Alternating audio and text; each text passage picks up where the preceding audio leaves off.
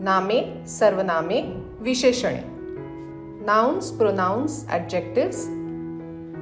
भावना, आईने आपल्याला बाजारातून आणलेलं किराणा सामान पिशवीतून काढून ठेवायला सांगितलं आहे. ती एकटीच खरेदी करून येते आणि आपल्याला हे कंटाळवाणं काम देते. अगं भावना, चल हे कंटाळवाणं काम थोडं मजेशीर करूयात. अनपॅकिंगला एक ग्रामर गेम बनवूयात. ग्रामर, तेही किराणा सामानातून? हो, प्रत्येक गोष्टीचे आपण 3 भाग करू. नाव सांगा, वर्णन करा, सर्वनाम जोडा. पहिले, नाउन. नाउन म्हणजे नाव सांगणारा शब्द. व्यक्ती, जागा, प्राणी किंवा वस्तू. जसं मीना हे व्यक्तीचं नाव. गाव, प्लेस. बकरी, ॲनिमल. चेंडू, thing. This is a mango. बरोबर, इथे मँगो नाउन आहे. It's yellow and it's sweet. हे दोन्ही ॲडजेक्टिव्ज आहेत. ॲडजेक्टिव्ज म्हणजे जे नाउनचे वर्णन करते ते. हे शब्द आपल्याला आंब्याविषयी अधिक माहिती देत आहेत. बरोबर. आता असं समज आपण पुन्हा पुन्हा असं म्हणालो की this is a mango. The mango is yellow. The mango is sweet. अरे, मँगो हा शब्द बरेचदा आला ना? हो, खूप मजेदार वाटतं हे. Mango, mango, mango. म्हणूनच आपण प्रोनाउन म्हणजे सर्वनामाचा वापर करतो. हे नाउनच्या ऐवजी वापरलं जातं. उदाहरणार्थ, ही, शी किंवा इट. म्हणून परत परत म्हणायच्या ऐवजी मी असं म्हणेन, this is a mango. It is yellow.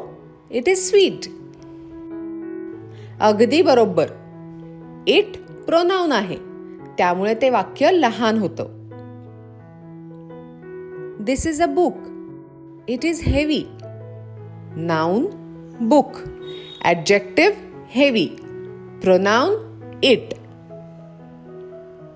अरे वा, नवीन स्लीपर्स. छान दिसतायत. थांब थांब, त्यावर लिहिलंय made in Jaipur.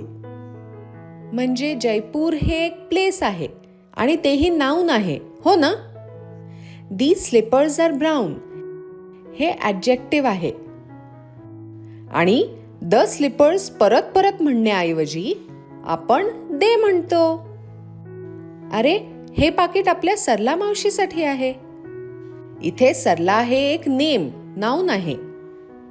She is beautiful. इथे ब्युटिफुल ॲडजेक्टिव्ह आहे. आणि आपण शी या प्रोनाउनचा वापर केला. आता सगळ्या वस्तू काढून झाल्या. खूप काही शिकायलाही मिळालं. चल, पटकन उजळणी करूयात. Grammar style. पहिले, नाउन म्हणजे काय?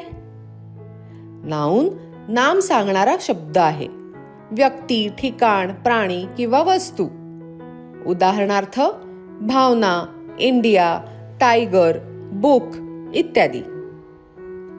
पुढचं, ॲडजेक्टिव्ह.